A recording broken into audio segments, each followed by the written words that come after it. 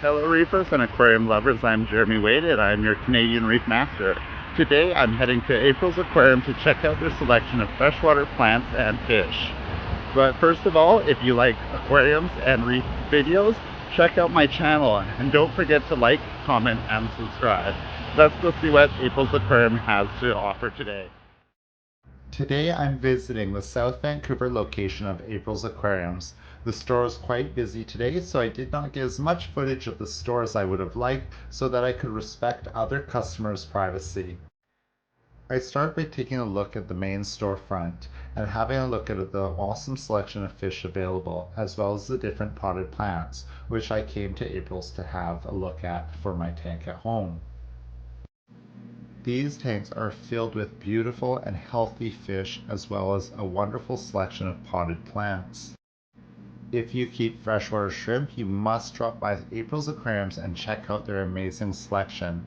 At this time, they did not have any in stock, and they were just expecting a shipment to come in this week.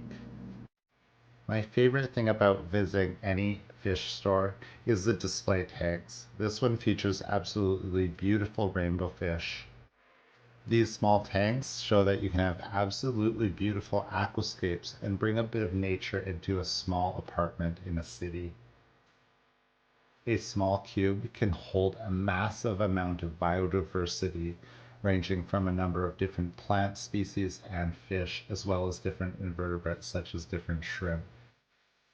Living in Canada, one could actually transport a bit of the Amazon jungle back to their household with a number of Amazonian fish and plants that you could find at April's Aquariums. If you know of aquarium co-ops, you can find a whole selection of this products at April's Aquariums. They have a wonderful selection of their brine shrimp that I pick up to feed my baby betas. April's Aquariums also has the most amazing selection of tissue culture plants as well as live potted plants. They're extremely healthy, and I have picked up a number of them for a tank that I'm going to be starting back at home, and as well I'm going to be helping out a friend set up his tank.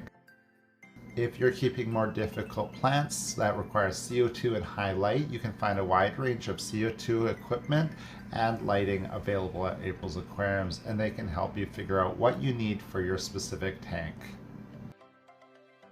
As I like to keep lower tech tanks that are a little bit easier to maintain and don't require CO2, I chose a number of potted plants that are low light and easy to maintain, such as Java fern. I got one that was both potted and one that was on a rock.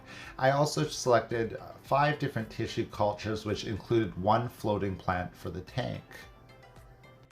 If you're wondering what your potted plants or your tissue cultures are going to look like as they mature, the different display tanks around the stores have a wonderful selection of these plants in them so that you can get some inspiration on what you're going to do with your tank at home. If you're into rocks and different wood features, you can find an amazing selection of these available that are in all different sizes and shapes. As I finish up in the front room, I move into the back room to see all of the different fish that are available for sale. They had a large shipment in, so a lot of fish were in quarantine, which is one of the best things about April's Aquariums. They quarantine their fish before they send them home to ensure that they are healthy for you once they get to your tank. As I'm more familiar with different species of coral as well as different coral fish, there are a lot of new freshwater fish that have come into the hobby in the last 10 to 15 years that I'm not used to seeing on the market. Usually I see a lot of these fish in different books and different textbooks. However, over the years these fish have made it into the market and are being more available through places like April's, who import beautiful specialty fish for hobbyists who strive to keep those special specimens.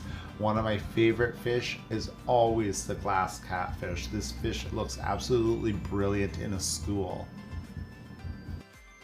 It's important when designing your aquarium to think about the different biologies of different fish.